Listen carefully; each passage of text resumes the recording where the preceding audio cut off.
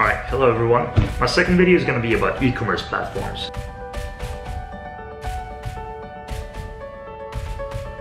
Now, I was going to do one video about all the e-commerce platforms, their advantages and disadvantages, but I figured I'll split it into two videos. This video will be about what you need to think about before choosing the right platform. In the second video, I will tell you what options you have for e-commerce platform and also mention different alternatives, their advantages and disadvantages to help you choose. If you have questions, drop a comment and I will answer it. Simple as that. Before choosing the right e-commerce platform, you have to think about a few things. You need to sit down and write down what you actually need from this platform.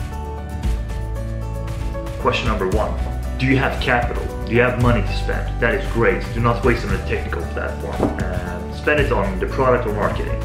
So if you don't have money, don't worry about that at all, because I started without money and now I have a $1 million business. And I built my €1 million business on a free e-commerce platform, so you can do anything with open source and free e-commerce platforms. Don't feel that you're limited in any way. Question two, will you have a large product range with like hundreds of categories, or will you just have a few products or a few categories, or maybe just one category? Now this is an essential question, so you need to note this down before you go ahead and choose the right e-commerce platform, because some platforms are better for a wide product range, some are even better for a small product range. Question three, are you in need of stock management? Do you need your e-commerce platform to handle your stock, or are you just going to dropship? Dropshipping is essentially if the customer and consumer orders a cell phone from your website, the supplier ships it straight from his warehouse or factory to your consumer without you even touching it. So you're not even gonna need a warehouse. This is both good or bad. We'll get into that later, but this is a question you need to ask yourself at this point. Question number four, are you going to use it with certain payment methods or shipping modules? Then you need to see if they have already made extensions for this, or if the e-commerce platform already supports this. This is good to know before, so you don't get stuck, or even already has an extension for this, which means that I don't have to spend time or money developing this, which is great, because in the beginning you don't want to waste a ton of money on the technical aspects. Question number five, do you need a multi-store system? Are you going to start out with selling to 5 different countries at the same time and want the different front end with different languages, but the same back end? Back end would essentially be the office. So if they place orders on all these different websites, you would essentially just have to log into one website, one central system to control it all. Wow, like one back end to rule them all, if you may. Yes, that was a Lord of the Rings reference. Now, question number six. This is important. A lot of people get stuck here.